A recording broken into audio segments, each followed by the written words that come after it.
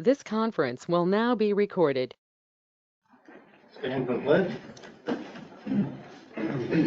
I pledge allegiance to the flag of the United States of America and to the republic for which it stands, one nation, under God, indivisible, with liberty and justice for all.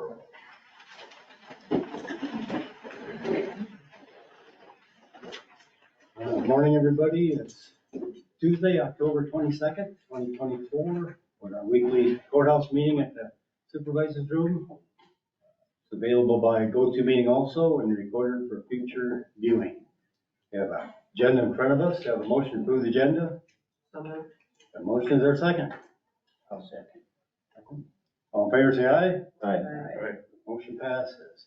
Approve the minutes of the October 15th meeting and claims.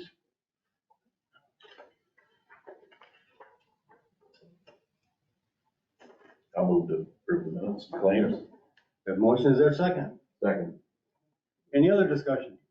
Roll call, Jim. Aye. Sydney. Aye. Mike. Aye. Mark. Aye. Todd. Passes. County Attorney General discussion.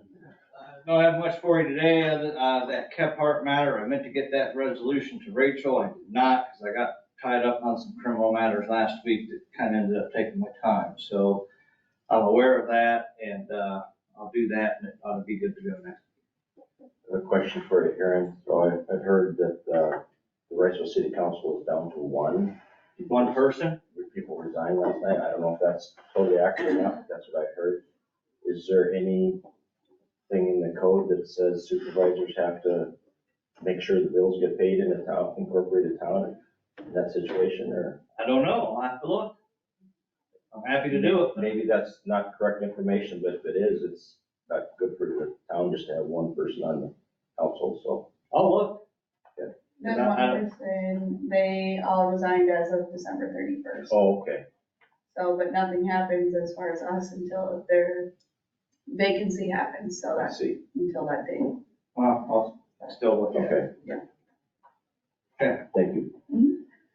All right. Sheriff update. I don't have anything for you, Chairman. Thank you very much. Okay. Moving on, home health, public health update. Good morning. Good morning. Morning. So we had a Board of Health meeting last week. I sent you guys the Board of Health report. We're definitely not going to go through every bit of that report, but to pick out some things to go over with you guys I sent you guys all the reports for our expenses and revenues. We're sitting really good on that. Basically right on for our expenses for this time of year, and then our revenues are about 5% over. So that's great. Staffing updates. We did hire a PRN home health aide that I've been looking for a while. It's working out great. She's able to help on the rotating weekends and holidays, and it's able to help every afternoon that we need her. So it's been going great. I won't go all over the grant financials, but so we are a part of a new program for VaxCare. VaxCare is our company that we get all of our vaccines from, and they do all of our billing for our vaccines that we do.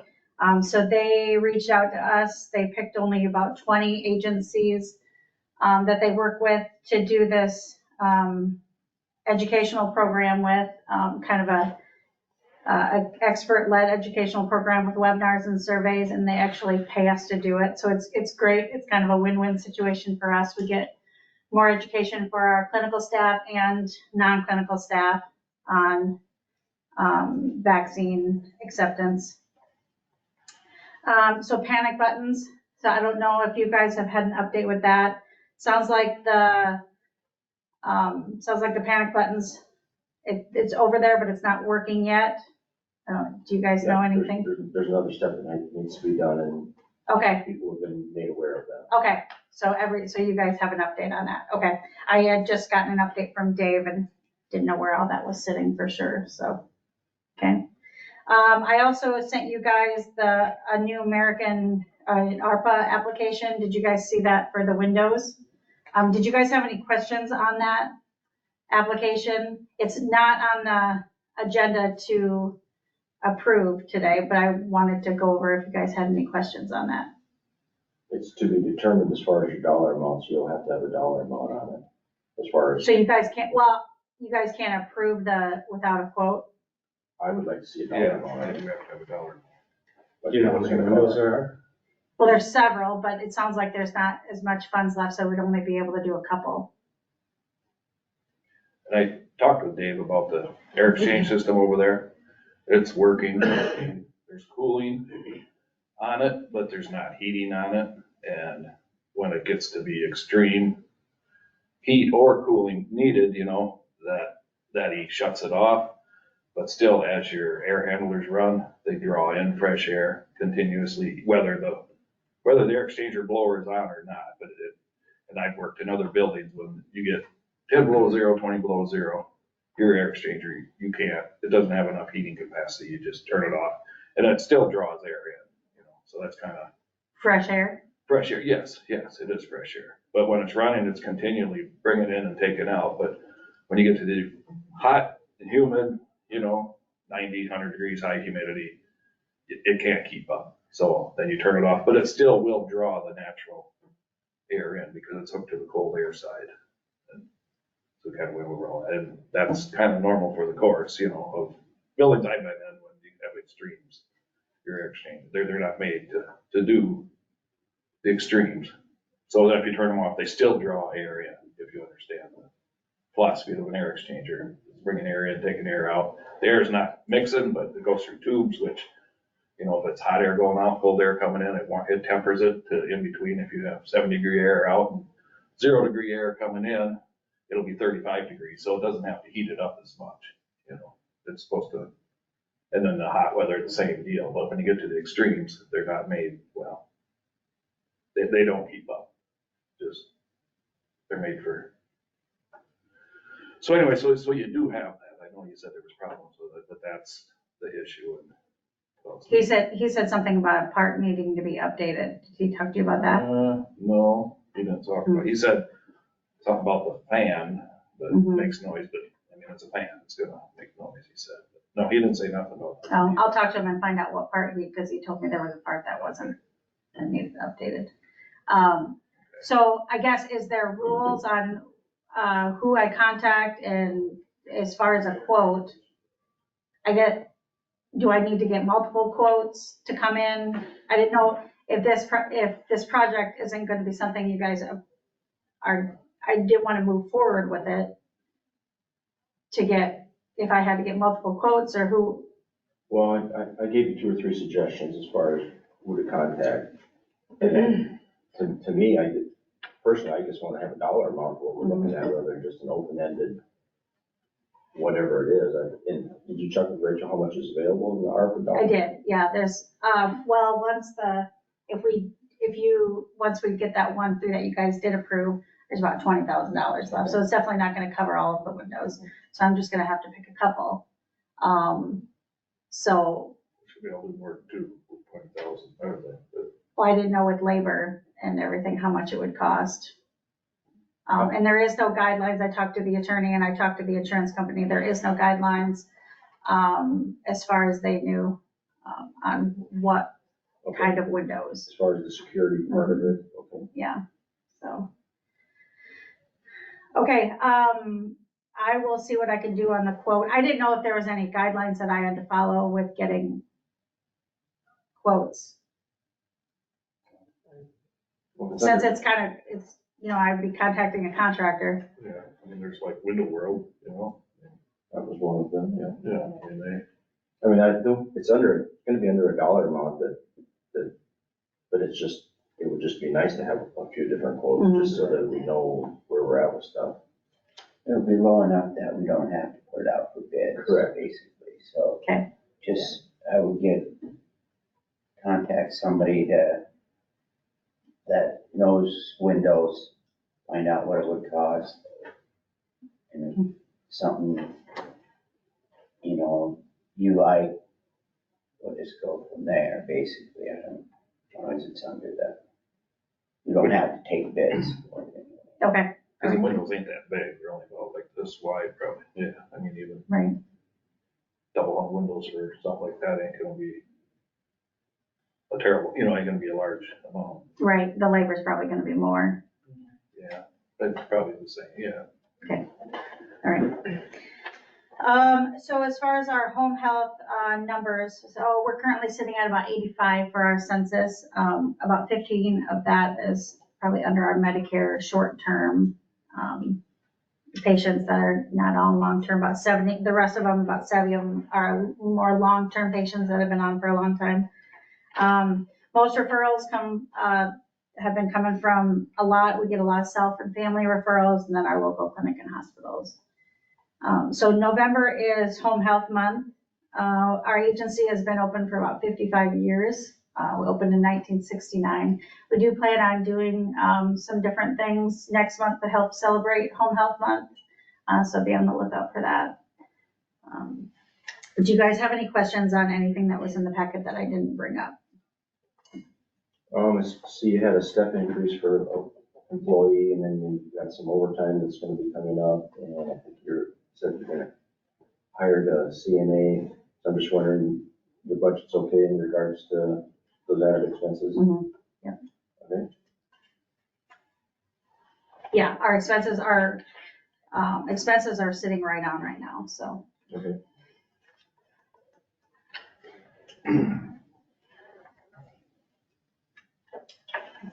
All right, so in the public health world, been busy the last couple of months, 6 weeks doing, it's respiratory season, so we've been doing clinics.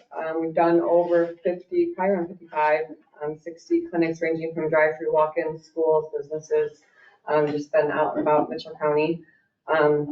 So that's coming we're done with the businesses, schools. We're now focusing just walk-ins 1 time a week. We'll do that through December, and probably a couple weeks into January too for those walk-ins for respiratory vaccines. School immunization audits, they are due November 1st, so currently working on those as well too. Yesterday I was out, went to Mennonite schools yesterday. Today I'm hoping to get out to the Amish schools and completing audits within those schools, but the public, Osage and St. Ansgar are completed with their audits. And we did apply for additional funding for the immunization program. And what this funding does, it's a grant that supports activities to educate and vaccinate dairy farm workers. So we did receive additional funds, $30,000 to go towards our vaccination program, which started October 1st. So that will help with our vaccine efforts as well too. Mental health therapy prescriber update. So the mental health therapist has started. She started at the beginning of October 8th, I believe, was her first date. She's there every Tuesday from 9 until 4. And then our prescriber extended her hours starting the 17th. So last Thursday, she extended her hours to go full days. And she's there every Thursday. So they are filling up, which is a good thing as well too. So I know the therapist is willing to go to 2 days if we get to that point too. So it's been good working with them and having them here in our building. The school continues to reach out to me on a weekly basis, just looking for therapy and stuff like that. So it's nice having those resources as well too, because it's definitely needed. So, and then the hospital has 2 therapists as well that are via Zoom. So I feel like Mitchell County is well served at this point now with the therapy and prescribers. So we'll just have to continue eliminating that stigma, I guess, more than anything, and making sure those individuals know how to access the care that they need to. So otherwise, there's a lot in my report. I'll let you guys defer to my report that was sent out to all of you via email that Laura sent out. Is there any questions that you guys have for me that you look through and have questions on? You're doing a wonderful job. Thank you. Thank you. Department head discussion. Department head. I got just a couple things. So we mentioned the rice bill, we'll have to do a special election. We expensive, but they pay us back for it, so we'll have it in the budget at some point. And then, I heard on the State's TV that they are gonna have to do a special election in March, so we'll have 2 elections that we'll have to amend the budget for. For St. Ansgar? Yeah, they're PEPAL and school bonds. Yeah. That's all. I just have one item. Yes. So today at 10 o'clock, my office, Home Trust Bank, and the Iowa Attorney General's office has a presentation for our seniors at the Cedar Valley Seminary dealing with scams and frauds that occur throughout Mitchell County and across the state. It's an hour program, so everyone's welcome to attend. Al Perales from the Iowa Attorney General's office will be there talking about current trends in those scams and how to prevent them from happening. So everybody's welcome. Just wanted to make people aware of that. All right, thank you. Any other department head discussion? All right, county engineer update. Morning. Morning. Our paving projects are complete. They were shouldered and painted yesterday, so they're done. The bigger thing, we had our safety action plan last Thursday with the consultant and other entities that showed up for the meeting. I thought it was a really good meeting. It was good to have some input from other people as well. It was kind of morning was more of an educational thing, but some minor discussion. The afternoon was, not even the afternoon, in the second half with the staff. I really appreciate Greg sticking around. It was a good discussion we had on some of these locations that the consultant had picked out that could maybe use improvements. We eliminated some just based on the fact that the stuff that was selected wasn't always chosen based on the actual physical location. I mean, they had the locations picked out, but they didn't have all the information such as speed limits and things like that. So there was, and Jim and Sydney were there. So eliminated some locations. They'll get us some updated ones. And once we have those locations, it's information there that could be used to apply for grants when the grant funding becomes available, depending on the projects, whether we not want to do them because we'll have to federalize the money. That means Davis-Bacon wages and all kinds of other crazy hoops to jump through for the money, but at least we'll have the plan available for potentially larger projects if we so desire to use to submit those. So anyway, in the future, in the next few weeks, we'll have a kind of a commitment letter for the board to sign or whoever to sign to say that we're committed to this program so that we can potentially apply for grant money when it becomes available. So anyway, we had that. Next thing I have is we've been looking over some quotes for some new dump trucks here for the last couple of weeks. A lot of options, a lot of things to sort through. The major things that we looked at, and I gave you a copy. It's kind of confusing spreadsheets trying to figure everything out. But we had Truck Centers out of Clear Lake quote us a Western Star and a Freightliner package. Don's Truck quoted us a Western Star package, and Nuss Truck quoted us a Volvo and Mack. Our main selection was to make sure we got the power plant and the transmissions we wanted. A lot of these guys, the Allison transmissions are kind of scarce right now. There's only a certain amount of allotments that each dealer can get through their quarters, and Western Star or the Truck Centers out of Clear Lake couldn't get the transmissions, nor do they have the Cummins engines. But we wanted to have a quote so we can compare things. So they were quoting us the Detroit engines and the Detroit transmissions. Don's Truck Sales quoted us the Cummins and the Allison transmission, which is a combination we were looking for. Mack could not get an Allison transmission. Their allotment was gone for the time frame we were looking for, and so they quoted us the Mack engine, which was a power plant we were looking for, but the transmission is their automated manual. But running through all the information, we had a lot of questions back and forth. And the snow equipment, we quoted Chris Deal out of Lake Crystal, or out of Fridley, Minnesota, and then Henderson also quoted us snow package. I'm looking to try to maybe save some money here and try to not spend as much Not that the equipment we have is expensive, but just kind of looking at some other options. And it appears, going through everything else, I think the Don's truck sales out of Fairbank will give us the Cummins power plant we want and the Allison transmissions we're looking for as well. When you look at the combination between Nuss Truck, Mack, and Don's truck sales, there's a small difference in price, but keep in mind that they're quoting with an M drive and Allison transmission is going to be more expensive still. And we added the 4200 for the diagnostic software, which we already have purchased through Mac already. So the numbers are kind of deceiving in a way, or maybe don't make things completely clear, but we think, and I would like to recommend that for next year, we order 2 Western Stars with the Cummins and Allison transmissions and the Henderson snow equipment. The nice thing about that is they'll get the trucks in. They're also a certified installer for Henderson snow equipment. And if we when the chassis come in, if we pay for the chassis upon delivery to Don's, they'll give us $1,000 off each truck yet still. So a little bit of savings there, but I think, and this will be all in next fiscal year's budget. So nothing that we're gonna pay for this fiscal year, so we can budget for this stuff next year and not have to worry about whether or not we need to amend.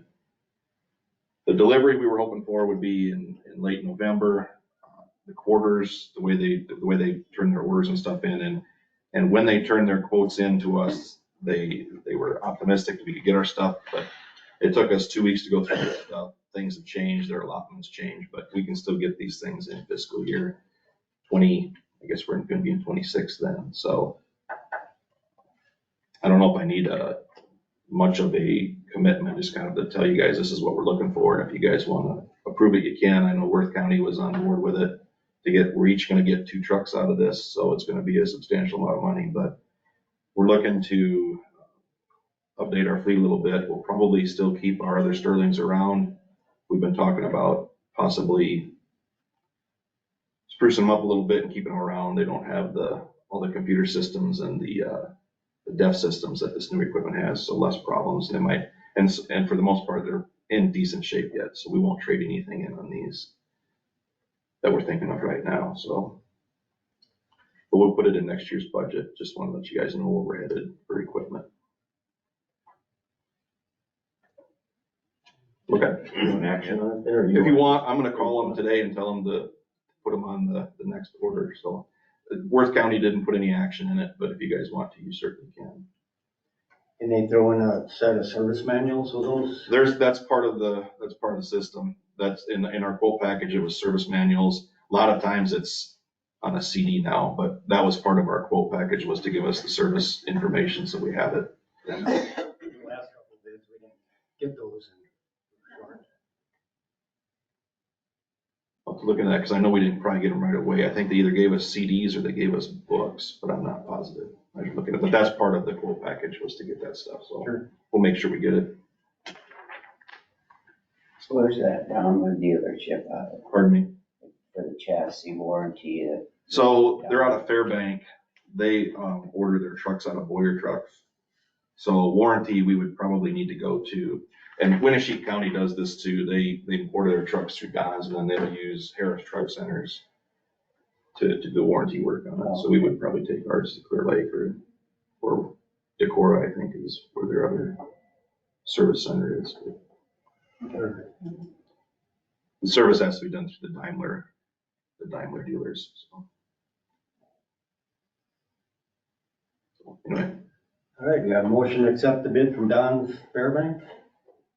It's for that 338,999. That's gonna be, yeah, I don't know what'll change, if it will, if there's things we kind of, as we build these trucks, there might be some things we miss, but. So if you double that, then. Yeah, there'll be 2 of those. That's a per truck cost. I'll move to approve that. The motion is our second. Second. Any other discussion? Roll call, Todd. Aye. Mark. Aye. Mike. Aye. Cindy. Jim. Aye. Alrighty, That's all I've got. Thank you. very good. Discussion action on weed commissioner annual report and appointment.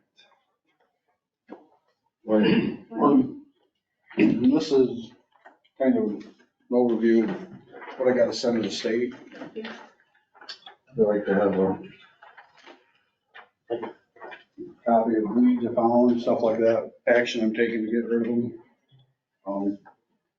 Kind of a broken record, same weeds, kind of doing the same thing. This spring was a little, everything grew so fast, in my opinion, so we got a little more grass was thicker in the ditches, little trees grew faster. That's about all I got. I did have,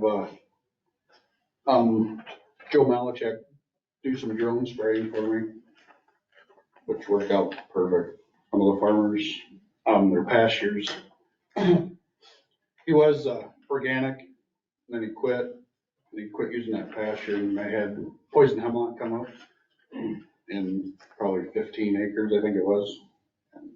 That was out of my realm of equipment, so Joe went in there and did it in about an hour and a half, I think. I had him do that. I had him do actually about 3 different guys, and they all agreed on it and stuff like that, so it worked slick. You walked out there and found the problem, and then you just, With poison hemlock, you have to walk out to see the problem. but I mean, then he just, stayed on the road or Yeah, whatever, he he just- just went there. He hand flew it on the outside by a camera and then just let it go, do its thing, so. It's kind of neat. They come to a tree in there and it'll just stop and like, then you gotta manually fly it around it. And then he sets a limit for the height for like 60 foot. So when it's done, or out of product, it just goes up, comes back, sets down, and fills it. Worked pretty slick, so. Yeah.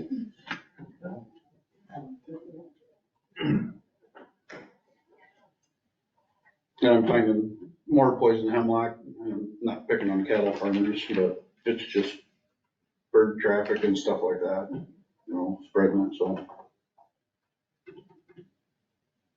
So when it's on private property like that, does the landowner pay for the Yes, they, treatment? Yep.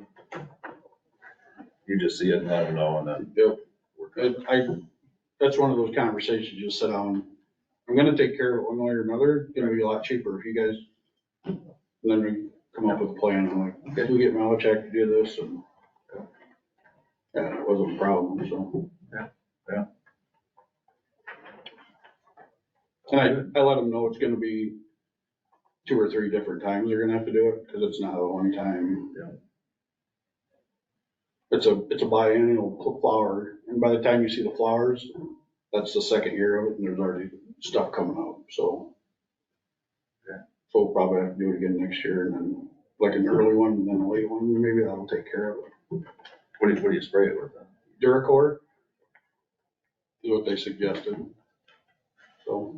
If you spray for an hour and a half, about how many times do you have to come back and reload then? Any idea?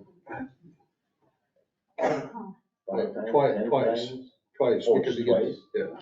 Cause we were putting it on, what do you say, 15? I'm not gonna say it because I'm not 100% sure. Yeah. The gallons on the thing and what he was putting on per acre. Yeah, so that 15 acres, he had to fill one more time, so 2 times total. He sprays crop ground. Yeah, he's got 2 of them, so he can send one out, and go do it, and he can get the other one ready, and he gotta put battery packs in quite often, but there's thousands of acres, so. You got a generator going there, they're just charging batteries? I'm not sure what he was. Mine was just a little project compared to what he was doing, so. How big is this drill? Big as that table? Yeah, probably. How many gallons is it? I wanna say 10 or 15, but one of them too. So you can put on a heavy rated product, or. Yeah. So you gotta put some carrier in there to help stick to the plant and all that stuff, so. Pretty good. Interesting. All right, okay, do we have a motion to accept the annual report? Appoint Brett as weed commissioner again? So moved. Motion and second? Sound like you got a little. Yep. Any other discussion? Roll call, Mark, Aye. Mike. Aye. Cindy. Jim. Aye. Todd. Aye. All right, very good, thank you. approved liquor license for veterans.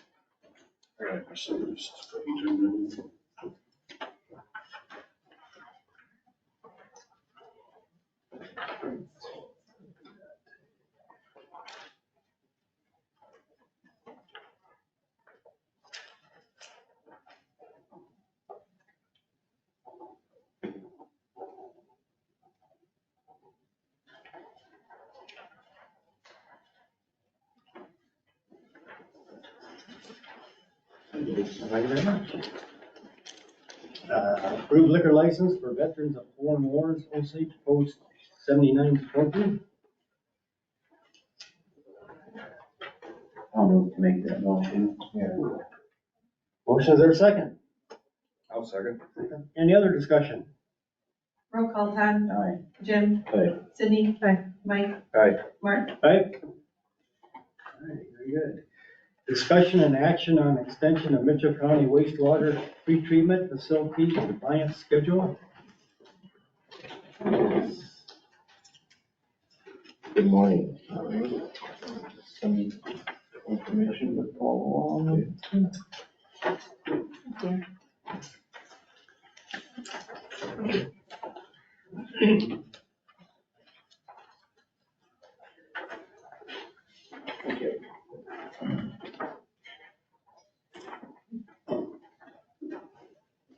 So if you'll recall, last year we were here with a similar request.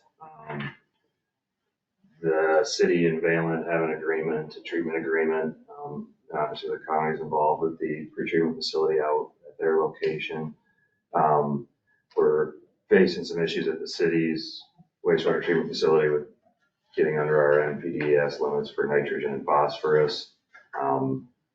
Most of the nitrogen issues can be traced back more towards Valent's side, so they've been stepping up and helping us with infrastructure or operations and other tactics to try to get this matter solved. And we're in a better place than we were last year at this time. We've been working with some other outside help too, and we've entered into an agreement with Ag Outcomes to purchase nitrogen and phosphorus credits in the Upper Cedar River watershed to help reduce what's going into the watershed if our wastewater treatment facility is above our limit right now. But Valent has purchased nitrogen credits and the city's purchasing phosphorus credits to get us under those limits. And we're working with the DNR to hopefully be able to apply those to our permit directly.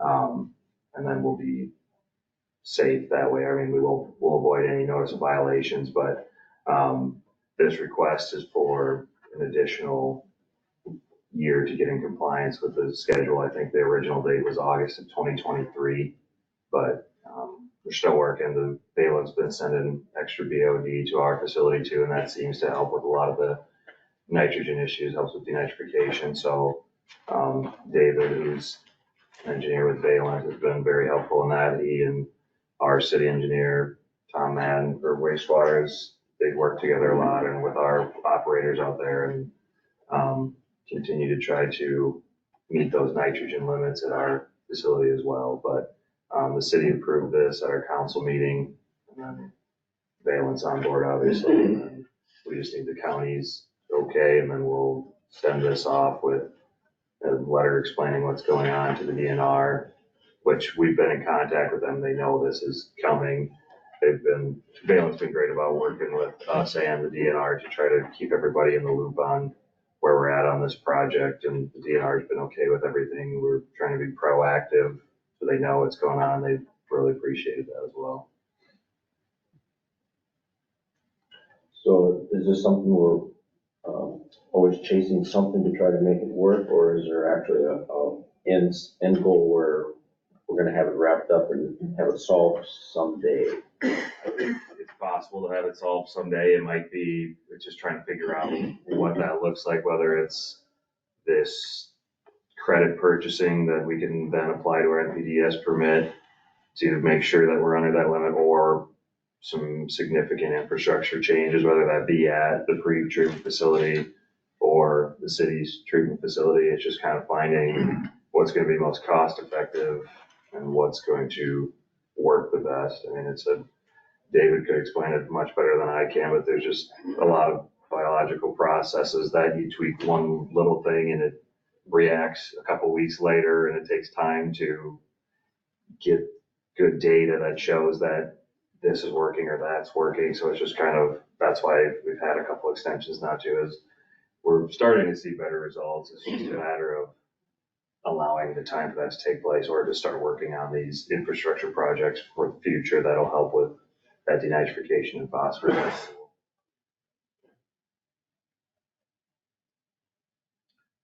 Has the expansion that development been completed, or is that still in? So that's, the expansion's still in the works. Yeah, when the expansion gets done, how's that gonna impact the, is it? So that all, I guess, depends on how we end up with our production schedule and how much of that product is produced. The product associated with the expansion has minimal wastewater due to how the process was designed. Okay. But yeah, so that's just another step that we have, earmarked capital to handle production increases, because we know that that's gonna affect the whole, compliance outcome. Yeah. Separate from the original nitrogen compliance schedule. How long do they allow you to purchase credits to offset your? This is kind of a new initiative. Some other communities have done it. I think it's like Cedar Rapids and Ames have done it. We're the first smaller community to kind of delve into this, and we're the first partnership between public and private industry. So it's kind of a whole new world for us and for the DNR. So hopefully we can be kind of the guinea pigs for it and help develop a program that's successful for other places. Because we're not the only one that struggle with it. We're just trying to do the right thing and actually produce the right results. So With that, so we can purchase those every year, and then the ones that don't get used, if you will, get banked in an exchange so that they can accumulate over time when they do need to be used. mm-hmm.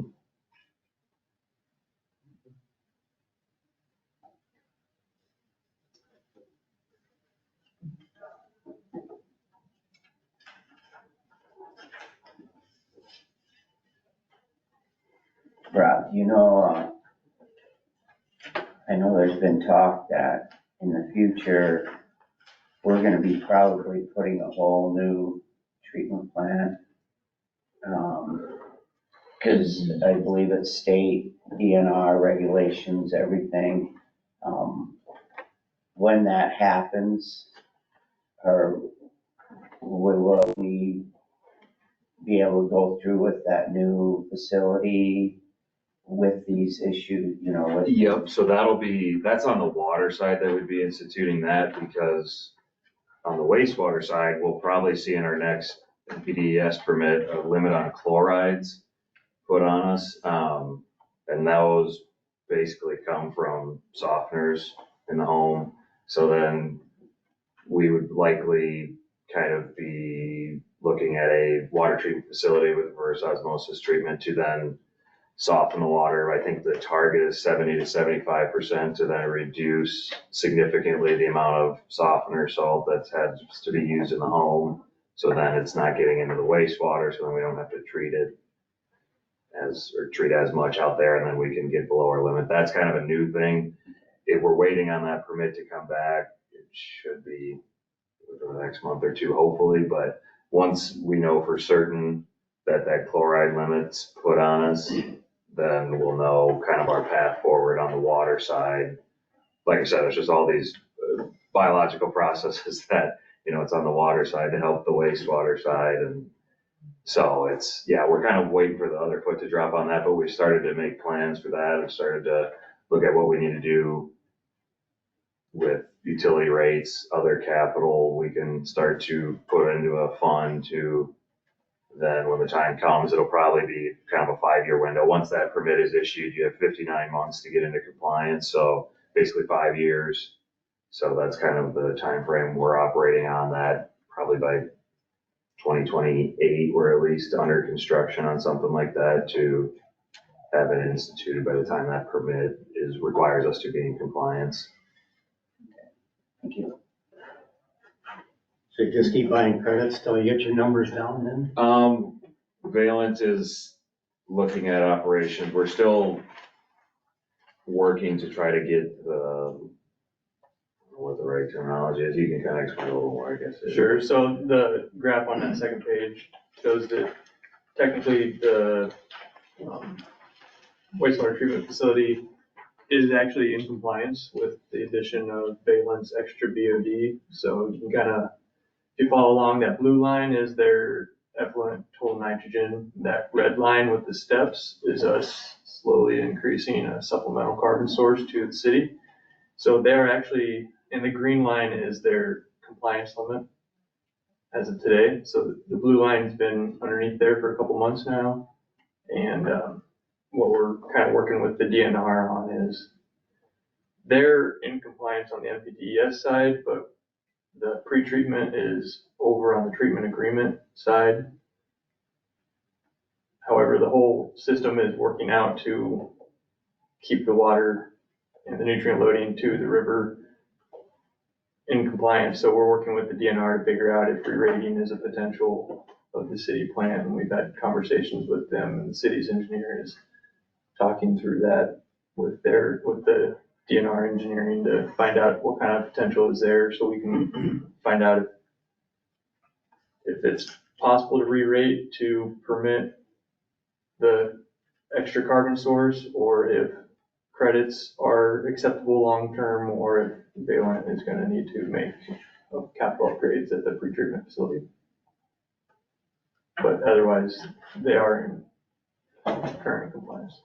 We're hoping it's a short-term solution while we, like you said, discuss with the DNR, potentially a re-rate or some fashion that we could make this work without having to add on extra expenses for operating. What is the bypass? So that's the extra BOD or a carbon source, because the biological process to reduce the nitrogen from the wastewater stream requires an additional carbon source. And when Valent, or when the pretreatment facility is operating properly, it eliminates all the carbon. And so then there's none left to get rid of the nitrogen. And so we take a stream from farther upstream in the wastewater process and bypass it around the systems that eliminate the carbon, so that it's available for the city plant to use it to denitrify. Does that happen in the pretreatment plant, or does that happen before the pretreatment plant? Yeah, within the pretreatment plant, we have a setup to bypass to the final lift station to get around the carbon reduction, so that it heads to the city. And so that's kind of where that's one of the treatment agreement limits that's been exceeded. However, it's acceptable for the city to add that carbon at the plant and be in compliance. So the discussions are, let's use the resources that are available instead of purchasing others to get the same job done and things of that nature. Kind of like a recipe, kind of sounds like. Pretty much. As they start doing that in June, like, the bypass part, huh? Is that? Yep. No, they create that.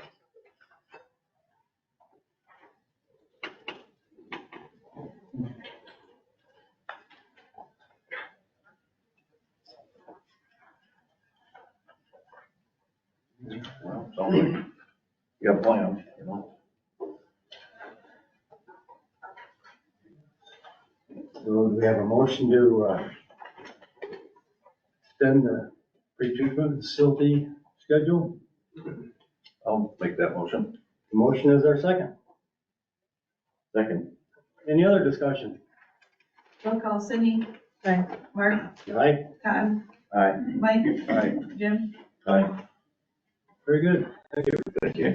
Thanks, guys. All right. Items of note, meetings attended. I had a executive committee meeting. Some of the key items were enterprise van pool. That's where enterprise furnishes a van to the which to say 5 individuals.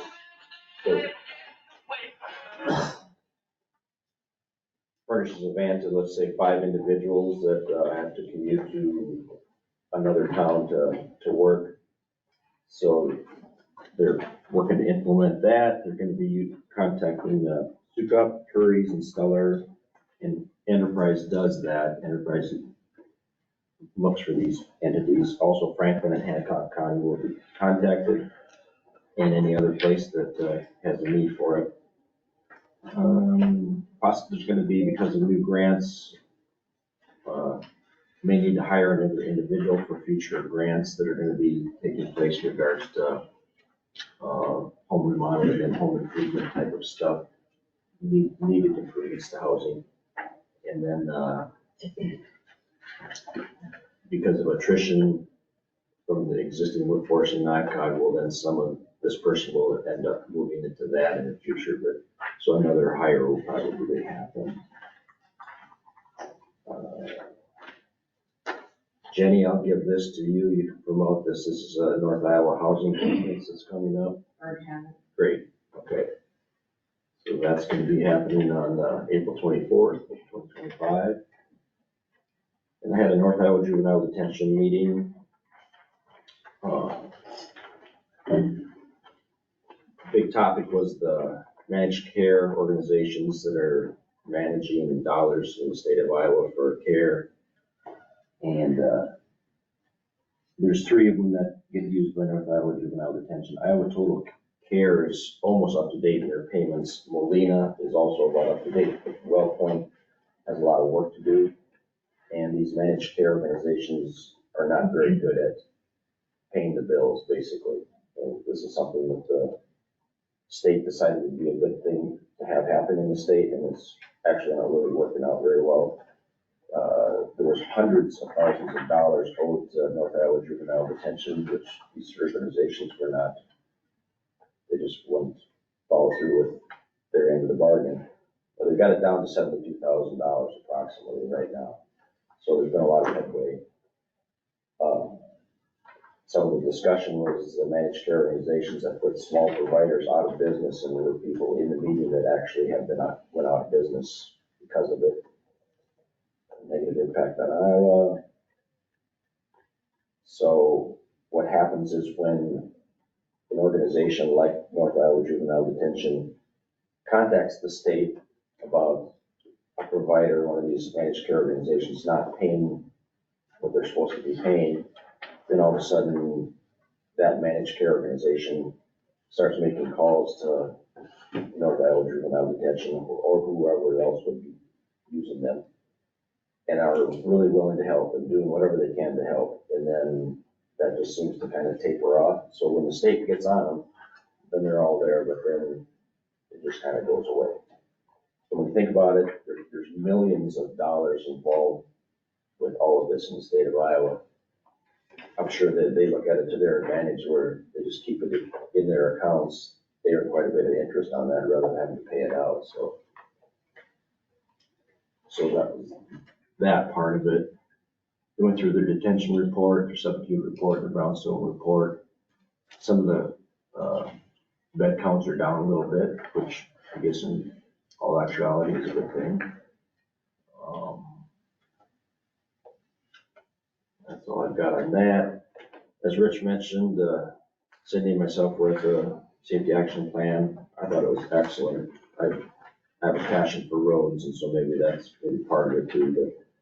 But we talked about different locations that had problems in Mitchell County specifically, and they were split up into segment, which means straight line part of the road. A lot of the problems in Mitchell County in the segment portions of the road have to do with lane departures, and they had different ideas as far as what can be done to solve some of that. Another accident-prone area in the county was topic as far as intersections. What are we having for problems with intersections? And then the third one had to do with curves. So with each one of those 3 topics, there were suggestions what can be done to try to improve that location. like Rich said, some of it was not practical for us, and others of it is practical, so I found it very, very good. And, let's see what else I have. I have another one.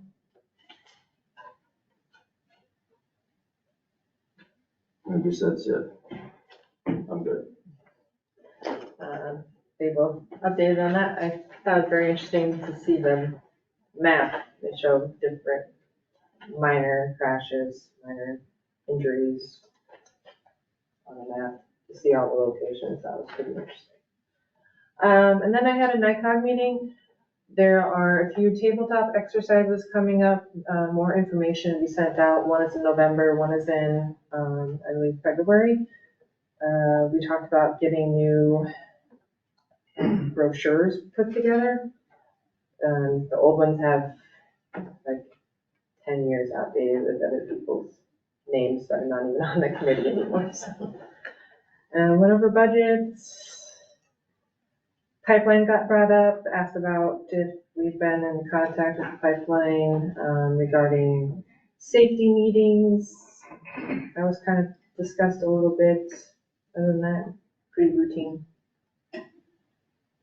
Well, in the public health meeting, they kind of went over that. Or to say it was Amanda's gonna be going on leave, so that's gonna be covered between you and them, I guess, right? They asked, yeah. Oh, they asked, well, that's what they said. You'll take care of the zoning part and they'll take care of the sanitation part. If they need me, yeah. If they need, Yeah, they'll call and And you'll figure out I will, yeah, try. yeah, so anyway. That's the only meeting I had. At a Heartland Insurance meeting, and they had a little presentation on the pipeline, the attorney for Heartland. And, out of the 10 counties, Mitchell County is the only county that doesn't have insurance on their township on the township cemeteries, trustees or clerks. So next, we're gonna get a little increase in our insurance premium next January. We probably should have that covered.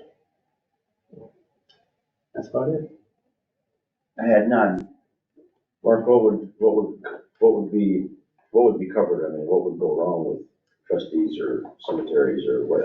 If somebody's in a cemetery, if a township cemetery and they fall, and I see. liability. Okay. And then liability for the trustee clerk and trustees for fence line violation and Okay. just liability coverage. Okay. They don't know why we weren't ever covered, or we opted out at one time, but of the 10 counties, we're the only one that aren't covered. They thought we should be covered. So, clerk of court report for September. Looks like we have $1,218.62. Just record. Public comments. Any public comment? Yes.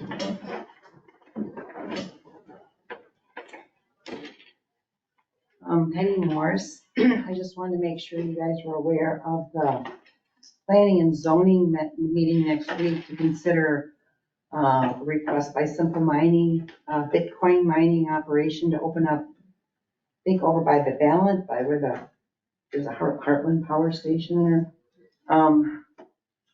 So there's just some concerns, I think, about this that could affect the community. I'm not sure how beneficial this is for our community. I understand they don't really put up any infrastructure. It's all mobile, so they don't really add to the tax base. Just concerns about energy use and noise. And I know there's, like, Grundy Center has one. I was looking up other places that have these little, these operations that maybe somebody in the supervisors could check to see if there's any problems there, like before this gets approved by planning and zoning. I would think you'd want to know what are the benefits and what are the possible concerns. I know Grundy Center has one in Algona in Cassuth County. Other communities I read, I think this is the Des Moines Register had an article, St. Anthony, Salix. you know, in some states, in Arkansas, lawmakers put a requirement that they have to meet local sound restrictions just because of noise has been a consistent concern. They're looking to expand in Iowa because Iowa has relatively low electricity rates, but Iowa's electricity use has spiked nearly 40% over the 22 years. We've had the sixth largest increase nationally. You know, with the incoming AI chat GPT centers, all those things locating in Iowa, it's likely to increase our electrical rates. Right now, we have the 8th lowest electricity cost nationally, according to the article in the Des Moines Register. Woodbury County, a Board of Adjustment denied a permit use for a facility near Correctionville. I just think that maybe it would be good for you guys to do a little, I don't know if this is a good thing or a bad thing for the county. I really can't see any benefits because it doesn't really add to the tax base. There's very few people employed. It's close to, you know, it's close to where a lot of people live who could be impacted. And it seems to me that it will eventually affect our utility rates. I know they're getting it from Heartland, but does Heartland buy their electricity from Dairyland? I mean, could it end up, you know, impacting our cost of electricity? So I just think it might be good for the Board of Supervisors to look into this and get more information before a decision like this is made. It seems like the whole community should have as much information as possible. Look at other places where these have been built and what have been the problems, because they can move in real easily because they're portable. They can also move out real easily. But they could be bought up by a larger organization. I think I read Simple Mining has been contracted by a larger company to provide this. Could they get bought up? How would that impact what they're doing in our community? I have concerns about it, and I was encouraging you guys to look into it since it is going to be in the county. Yes. All right, thank you. Thank you. Any other public comment? Yeah, can I make a comment just on what was being talked about right there? You sure can. I just want to clear up that the Board of Supervisors are not the ones who are going to make a final decision on this application through Simple Mining. If anybody has any questions, they are more than welcome to come to my office and get those answered. But the meeting is being held through the Board of Adjustment, and the Board of Adjustment has a final say on if this gets approved or denied. And other than that, again, the meeting's gonna be held next Monday. So again, you guys will not be making a decision on this. It is good to be informed, I will agree with that, but it will not be coming to you directly. Yes. Will the findings of the zoning board and the Board of Adjustment be published for the public to see before it's put into action or not?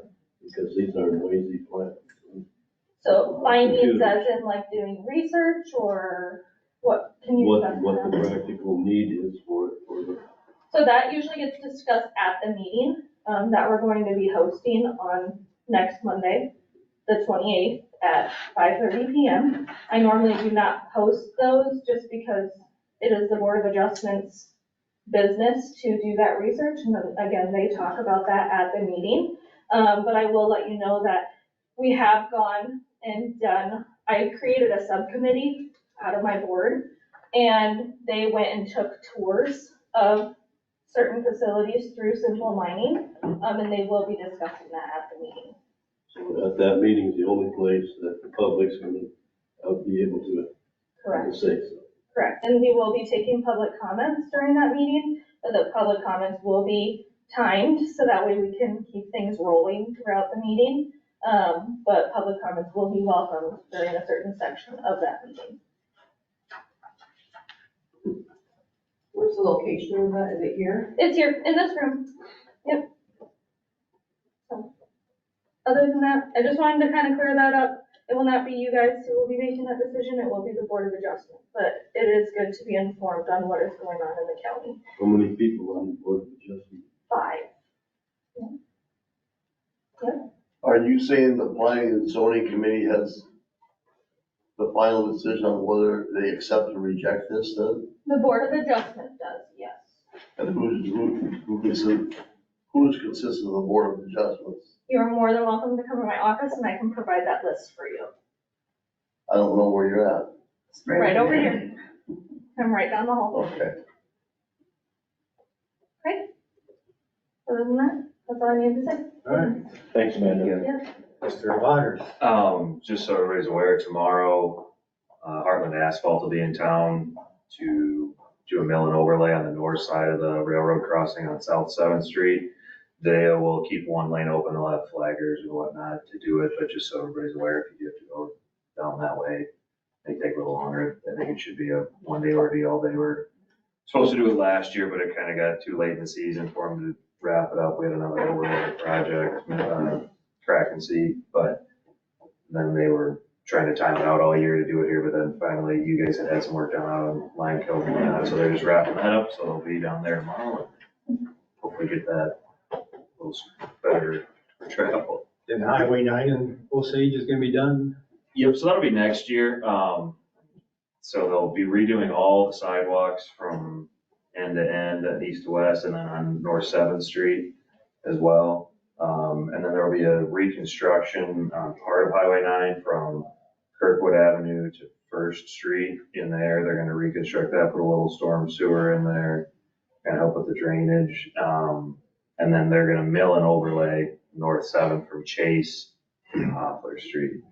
I know there were some concerns about getting from the west end of town in, if Kirkwood's gonna be closed or First is gonna be closed. They're gonna try to keep Kirkwood open as long as they can, and then they'll do it in 2 separate phases so that they'll try to minimize the amount of time that's closed.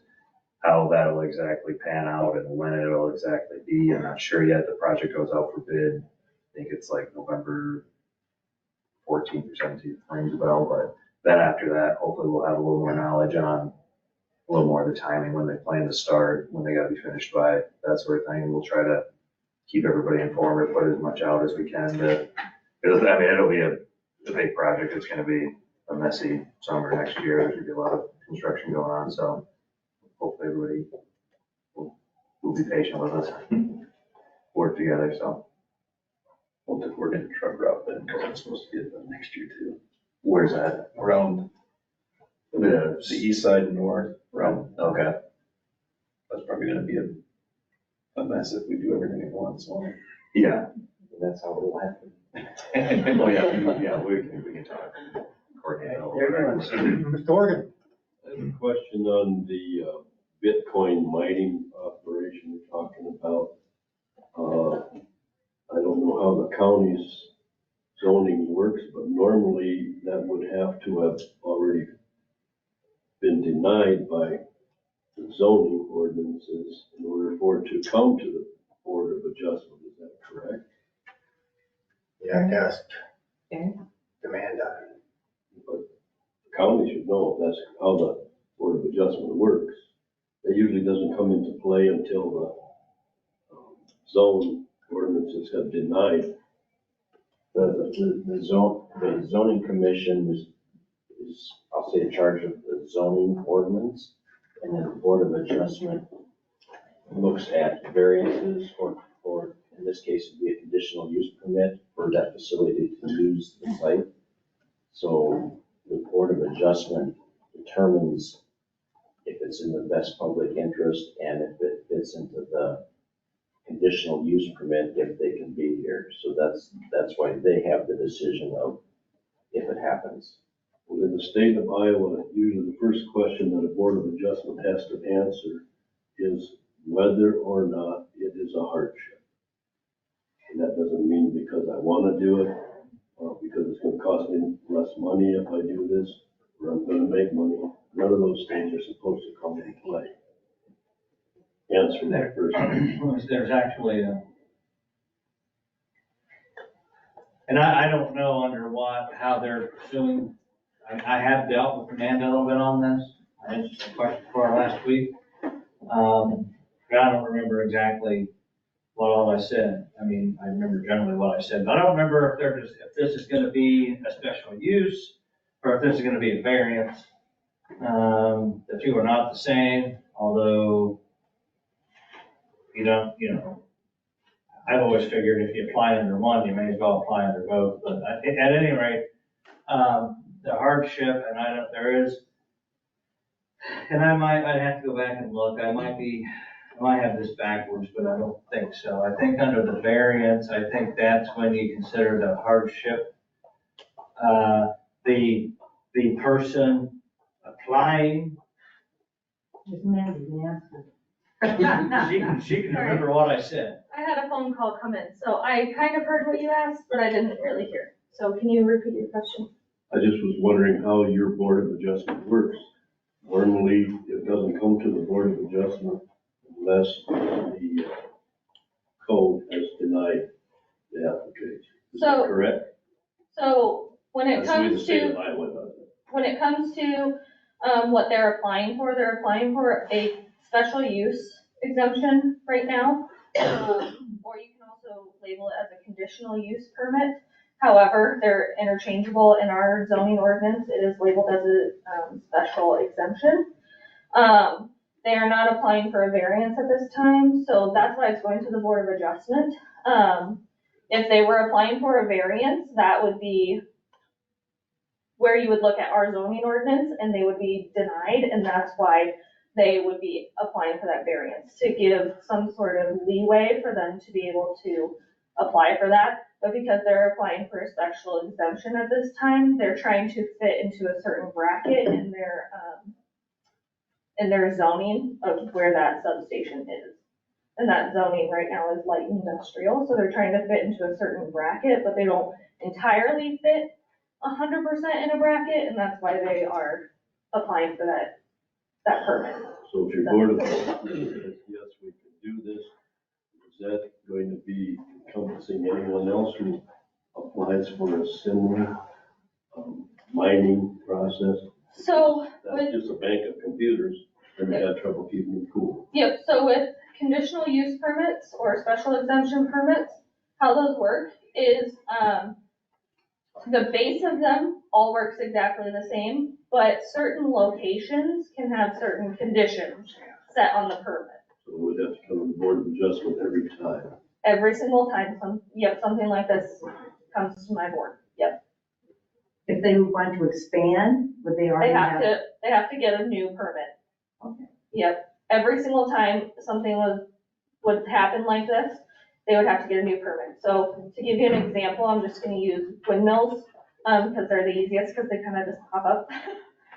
Every single windmill needs a permit, a conditional use permit or a special exemption permit applied to that location. So what is the benefit to the citizens of Metro County if we don't collect very much tax base off of them, then they cause issues? Now, this is where I'm going to keep my mouth shut, because I do not get an opinion. I only host the meetings. That would be a question to ask the Board of Adjustment, as they are the ones who are supposed to be doing the deep dive and the full research into everything. I am just here to host the meeting. Isn't it a revenue entity, or we're just dealing strictly with taxes here? Again, that's gonna be something to ask at the meeting. Should be If asked. another entity buys Simple Mining LLC, would that, once they have their permit to do it, is that just transferred to the new entity? There has to be a meeting set up for the transferability, but, they would be able to sell and transfer, but there would have to be a meeting where they would be approved for that. That would go to the Board of Adjustment again? Yes. The board would have to approve that.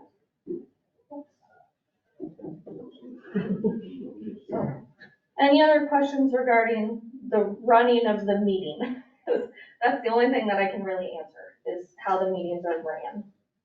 I can't really answer much more than that when it comes to research or anything. That's what next Monday is for. Good. Very good. Any other public comments? Oh, I want to say, last Sunday, the Stacyville Kids Care had an open house. It's been like 1 year since they reorganized with new board, and they did some painting, did some updates, and